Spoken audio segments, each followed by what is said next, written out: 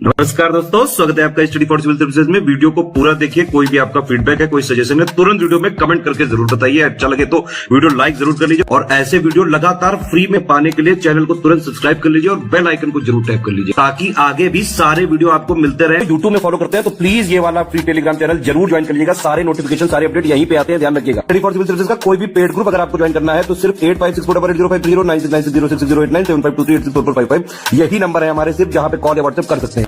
Instagram पे हमारा page जरूर फॉलो कर लीजिएगा, study for civil dot services है। ट्विटर पे हमको जरूर फॉलो कर लीजिएगा, @स्टडी फॉर सिविल्स है। सारे क्वेश्चन अटेम्प्ट करिए और स्कोर अपना तुरंत कमेंट करके।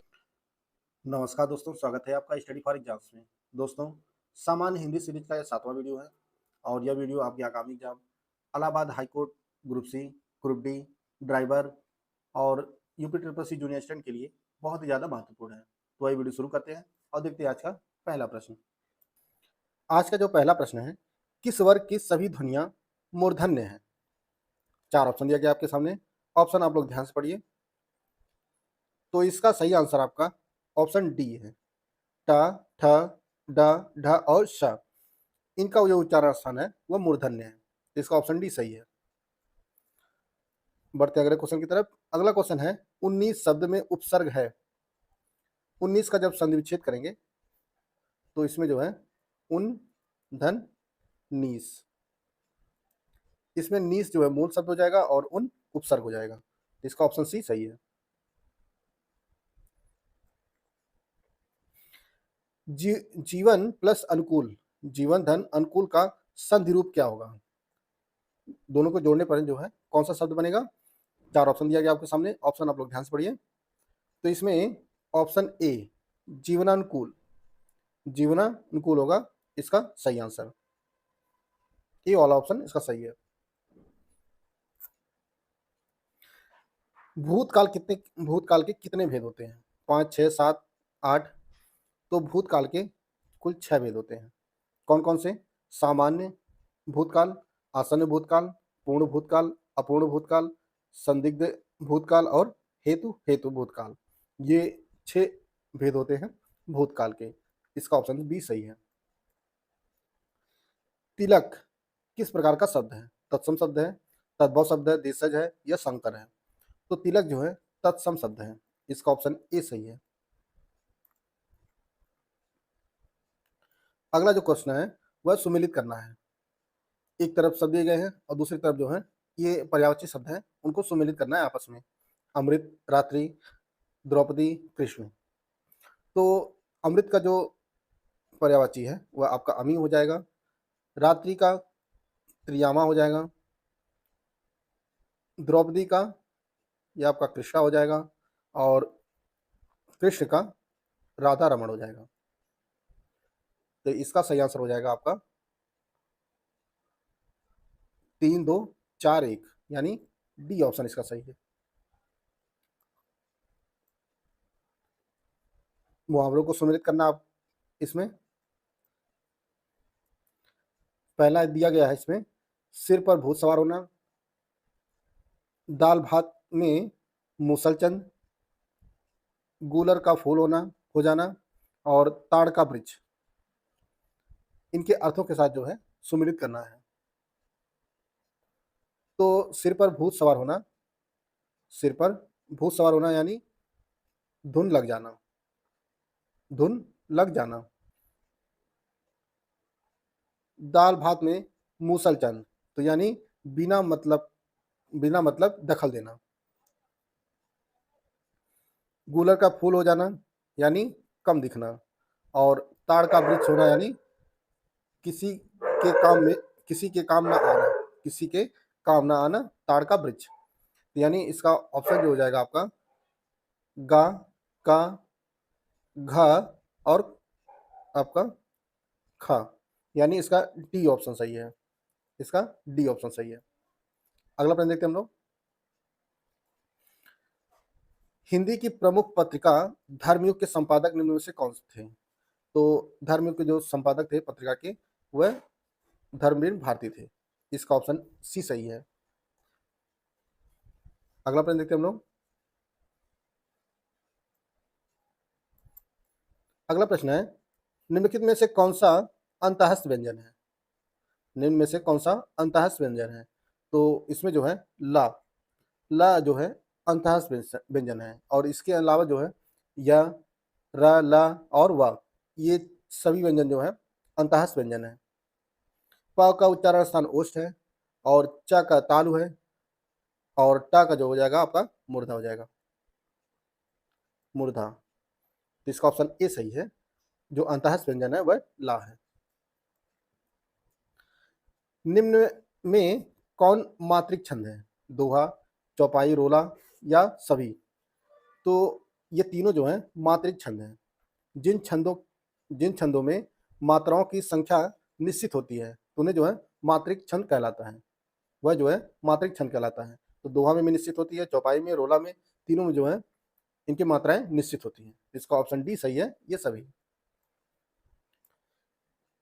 इति और ईत, इस इत और इस इत का अर्थ क्या होगा?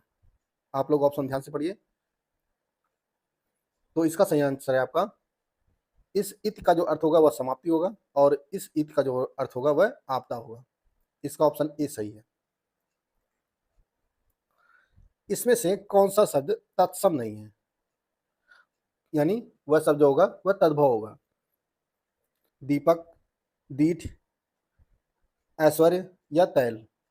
तो इसमें ऑप्शन बी सही है। दीठ शब्द जो है, दीठ यह तद्भव शब्द है। बाकी दीपक, ऐश्वर्य, तैल ये तीनों जो है तत्सम शब्द हैं। इसका ऑप्शन बी सही है।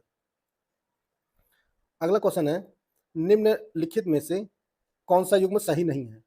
कौन सा युग्म सही नहीं, आपको यह बताना है। शुक्ल कृष्ण, प्रमुख गौड़, तृष्णा मिश्रा और कृतज्ञ का कृतज्ञ। तो जो विलोम युग्म आपका सही नहीं है वह आपका ऑप्शन सी। तृष्णा का जो विलोम होता है वह वी तृष्णा होता है, वी तृष्णा। बाकी तीनों जो है सही सुमेलित है। शुक्ल का कृष्ण, प्रमुख का गौड़ और कृतज्ञ का कृतज्ञ, यह विलोम जो है सही है। बाकी सी वाला ऑप्शन जो है यह सही युग्म नहीं है। अगला प्रश्न है, निम्न में से कौन सा व्यंजन निम्न में से कौन सा व्यंजन संधि का उदाहरण नहीं है? जगदम्बा, विद्यालय, संतोष, अहंकार।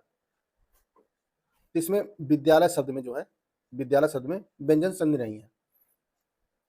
इनका जब हम लोग संधि विच्छेद करेंगे तो यह हो जाएगा जगत धन अम्बा, जगदम्बा, और यह हो जाएगा विद्याधन आला, यानी इसमें स्वर संधि है, स्वर संधि। संतोष में सम धन तोष हो जाएगा, सम धन तोष। और अहंकार का जो हो जाएगा अहमकार हो जाएगा, अहम धन कार। इन तीनों में जो है जगदम्बा, संतोष, अहंकार में तीनों में व्यंजन संधि है, और विद्यालय में स्वर संधि है। इसका बी ऑप्शन सही है। बढ़ते हैं अगले क्वेश्चन की तरफ। अगला क्वेश्चन है, वर्तनी की दृष्टि से कौन सा शब्द अशुद्ध है? 4 शब्द दिए गए हैं, इनमें से कौन सा एक शब्द जो है अशुद्ध है?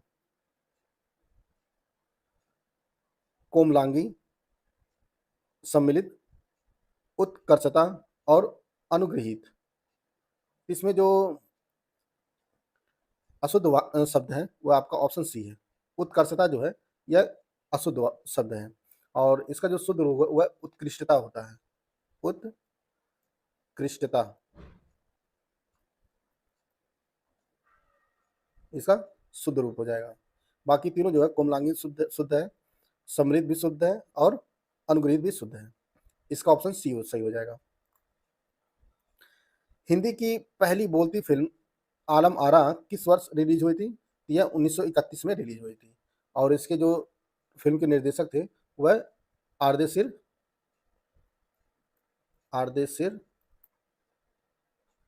ईरानी इस फिल्म के निर्देशक थे। तो इसका ऑप्शन ए जो है वह सही है। महादेवी वर्मा का प्रथम काव्य संग्रह कौन सा है? रश्मि नीरजा, निहार, सांदगीत। तो इसमें जो सही आंसर आपका वह हो जाएगा निहार। महादेवी वर्मा का जो प्रथम काव्य संग्रह है वह निहार है, और इसका जो पहला संस्करण रिलीज हुआ था वह 1930 में हुआ था, 1930 में यह प्रकाशित हुआ था। इसका ऑप्शन सी सही है।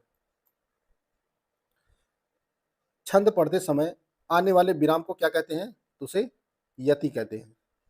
छंद पढ़ते समय आने वाले विराम को जो है यति कहते हैं। इसका सी सही है।